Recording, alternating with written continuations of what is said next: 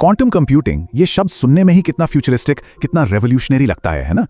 ये एक ऐसी टेक्नोलॉजी है जिसमें मतलब सब कुछ बदल देने का दम है, बीमारियों के इलाज से लेकर हमारी फाइनेंशियल सिस्टम्स को सिक्योर रखने तक। तो चलिए आज इसी फैसिनेटिंग दुनिया में थोड़ा और गहरा उतरते हैं। तो ये सब शुरू कैसे हुआ? कहानी शुरू होती है 1981 में महान फिजिसिस्ट रिचर्ड फाइनमैन से। वो एक ऐसी प्रॉब्लम से जूझ रहे थे जिसे दुनिया के सबसे पावरफुल कंप्यूटर्स भी सॉल्व नहीं कर पा रहे थे, और उनकी फ्रस्ट्रेशन इस एक लाइन में निकल कर आई: प्रकृति क्लासिकल नहीं है। अगर आपको नेचर को समझना है तो आपको क्वांटम मैकेनिकल तरीके से ही सोचना हो। लेकिन फाइनमैन इतने फ्रस्ट्रेटेड क्यों थे? आखिर क्या थी वो दीवार जिसे क्लासिकल कंप्यूटर कभी लांघ ही नहीं सकते थे? इसका जवाब ही क्वांटम कंप्यूटिंग की नींव है। और देखिए, कभी कभी बड़ी बड़ी खोजें ऐसी ही फ्रस्ट्रेशन से निकलती हैं। यहीं से जन्म हुआ एक रेवोल्यूशनरी आइडिया का, एक ऐसा आइडिया जो कंप्यूटिंग की दुनिया को हमेशा के लिए बदलने वाला था। असल में प्रॉब्लम थी ट्रांसलेशन की, एक लैंग्वेज बैरियर। हमारे जो कंप्यूटर हैं वो बिट्स में बात करते हैं, मतलब 0 और 1, सीधी सादी भाषा। लेकिन ये जो यूनिवर्स है, जो कुदरत है, वो अपने सबसे फंडामेंटल लेवल पर क्वांटम मैकेनिक्स की भाषा बोलती है, जो थोड़ी अजीब है। तो फाइनमैन को ये समझ आ गया कि एक नॉर्मल कंप्यूटर से क्वांटम दुनिया को सिम्युलेट करना वैसा ही है जैसे आप एक बहुत गहरी कविता का गूगल ट्रांसलेट से अनुवाद कर रहे हो, मतलब सब गुड़गोबर हो जाएगा। तो इस लैंग्वेज बैरियर को तोड़ने के लिए हमें चाहिए था एक नया tool kit, quantum tool kit. देखते हैं जरा क्या है इस टूल किट में। इस नए टूल किट का हीरो या कहिए दिल है क्यूबिट, मतलब क्वांटम बिट। ये क्वांटम इंफॉर्मेशन की बेसिक यूनिट है, लेकिन अपने क्लासिकल भाई यानी बिट से कहीं ज्यादा पावरफुल और जादुई है। इसे ऐसे समझिए, एक क्लासिकल बिट जो है वो एक लाइट के स्विच जैसा है, या तो ऑन होगा यानी 1 या ऑफ होगा यानी 0, बस। लेकिन क्यूबिट वो एक डिमिंग स्विच की तरह है, वो ऑन भी हो सकता है, ऑफ भी हो सकता है, और एक ही समय पर इन दोनों के बीच की हर पॉसिबल स्टेट में भी हो सकता है। ये प्रोबेबिलिटीज की दुनिया में जीता है जब तक हम उसे देखने की, मेजर करने की कोशिश ना करें। और ये जो आप देख रहे हैं, इसे बलोच स्फीयर कहते हैं। ये इस फर्क को और अच्छे से दिखाता है। सोचिए, एक नॉर्मल बिट सिर्फ इस गोले के नॉर्थ पोल मतलब 0 या साउथ पोल मतलब 1 पर ही हो सकता है, लेकिन एक क्यूबिट वो इस गोले की पूरी सरफेस पर कहीं भी हो सकता है। जाहिर है वो कहीं ज्यादा इंफॉर्मेशन होल्ड कर सकता है। तो क्यूबिट्स को ये सुपर पावर मिलती कहां से?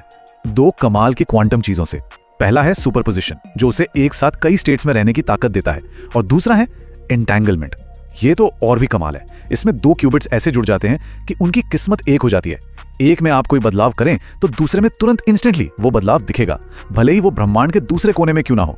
ये इतना अजीब था कि आइंस्टाइन ने भी इसे spooky action at a distance यानी डरावनी हरकत कहा था। फाइनमैन के इस आइडिया ने मानो एक रेस शुरू कर दी। 80s में डेविड डोएच ने यूनिवर्सल क्वांटम कंप्यूटर का पूरा ब्लूप्रिंट तैयार किया।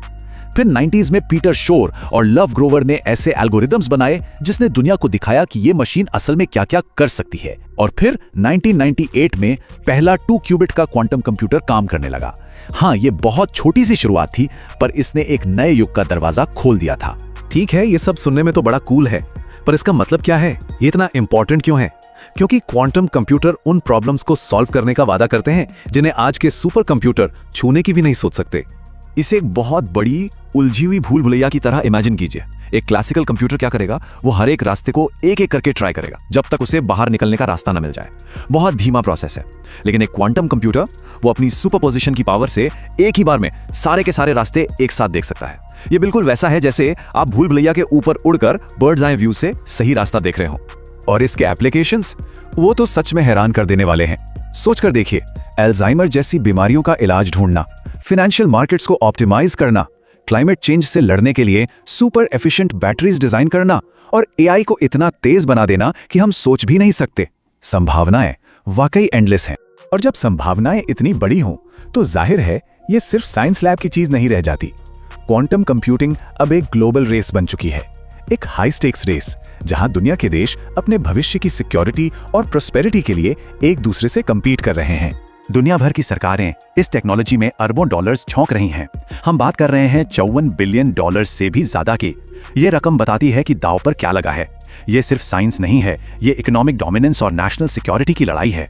इस दौर में फिलहाल 3 बड़े खिलाड़ी हैं। एक तरफ है यूनाइटेड स्टेट्स, जहां IBM, गूगल, माइक्रोसॉफ्ट जैसे टेक जायंट्स इनोवेशन को लीड कर रहे हैं। दूसरी तरफ है चाइना, जो गवर्नमेंट फंडिंग और क्वांटम कम्युनिकेशन में दुनिया में सबसे आगे है। और फिर हैं यूरोपियन यूनियन और UK, जो अपने एम्बिशियस प्रोग्राम्स के साथ एक बहुत मजबूत दावेदार हैं। लेकिन रुकिए, इस रेस में अब एक नया और बहुत एम्बिशियस प्लेयर एंट्री ले रहा है, भारत।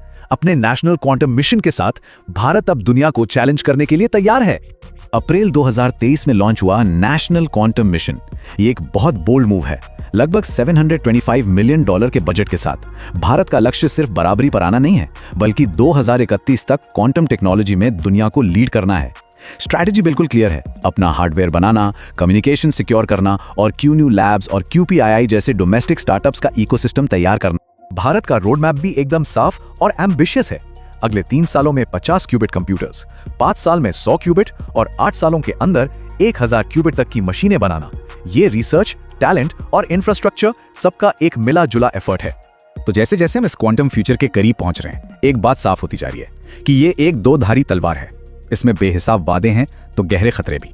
देखिए, एक तरफ तो ये हमें अल्जाइमर जैसी बीमारियों का इलाज दे सकता है, क्लाइमेट चेंज से लड़ने में मदद कर सकता है और ऐसा सिक्योर कम्युनिकेशन बना सकता है जिसे कोई तोड़ ना सके। लेकिन दूसरी तरफ यही टेक्नोलॉजी आज के सबसे मजबूत इंक्रिप्शन को, मतलब हमारे बैंक अकाउंट्स, हमारे सीक्रेट्स, सब कुछ, उसे तोड़ सकती है। ये ग्लोबल फाइनेंशियल सिस्टम्स के लिए एक बड़ा खतरा है और साइबर वॉरफेयर का एक नया मैदान खोल सकती है। तो हम एक बहुत ही क्रिटिकल मोड पर खड़े हैं। हो सकता है एक यूनिवर्सल क्वांटम कंप्यूटर अभी कुछ साल दूर हो, पर रेवोल्यूशन वो तो शुरू हो चुका है। सवाल अब अगर का नहीं रहा, सवाल ये है कि कब और कैसे ये हमारी दुनिया को बदलने वाला है। और ये सब हमें एक आखिरी गहरे सवाल पर लाकर छोड़ता है। ये मशीनें सिर्फ टूल्स नहीं है, ये यूनिवर्स के फंडामेंटल रूल्स पर काम करती हैं, उसकी अपनी भाषा में। तो जब हम इस ताकत को इस्तेमाल करना सीख जाएंगे तो हम कुदरत के बारे में और शायद खुद के बारे में क्या नया जानेंगे। ये एक ऐसा सवाल है जिसके बारे में सोचने की जरूरत है।